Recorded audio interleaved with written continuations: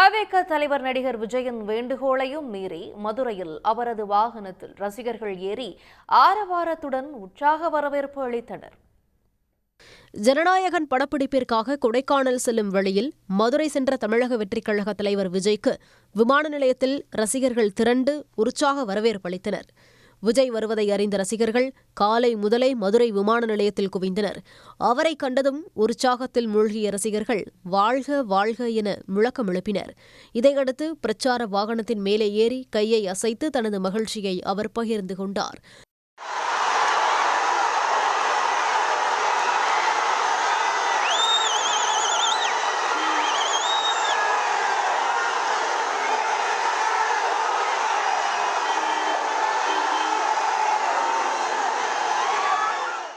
முன்னதாக மதுரை செல்வதற்காக சென்னை விமான நிலையம் வந்த விஜய் முதல் முறையாக செய்தியாளர்களிடம் பேசினார். அப்போது என் வாகனத்தை யாரும் பின்தொடர வேண்டாம், அச்சமாக இருக்கிறது என்று மதுரை ரசிகர்களுக்கு அவர் வேண்டுகோள் விடுத்தார். உங்களுடைய அன்புக்கு கோடான கோடி நன்றிகள். நான் இன்னைக்கு போகிறது ஜனநாயகன் படத்தினுடைய வேலைக்காக போகிறேன். கொடைக்கானலில் ஒரு ஷூட்காக போகிறேன். கூடிய சீக்கிரமே உங்கள் மதுரை மண்ணுக்கு நம்ம கட்சி சார்பாக வேறு ஒரு சந்தர்ப்பத்தில் உங்கள் எல்லாரையும் மீட் பண்ணி நான் பேசுகிறேன். பட் இன்றைக்கி ஒரு 1 ஹவரில் நாங்கள் லேண்ட் ஆகி நான் உங்கள் எல்லாரையுமே பார்த்துட்டு நான் என் வேலையை பார்க்க நான் போயிடுறேன்.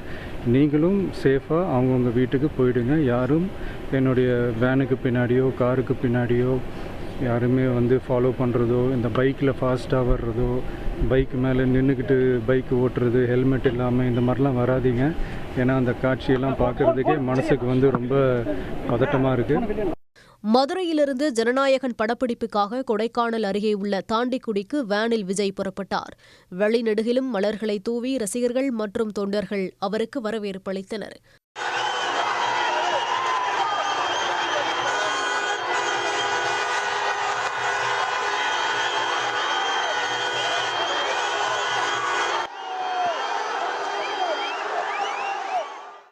மதுரையில் விஜய் ரோட் ஷோ நடத்தும் திட்டமில்லை என தவிக சார்பில் அறிவிக்கப்பட்ட நிலையில் அக்கட்சியின் தொண்டர்கள் இருசக்கர வாகனங்களில் அவரை நீண்ட தூரத்திற்கு பின் தொடர்ந்து சென்றனர்.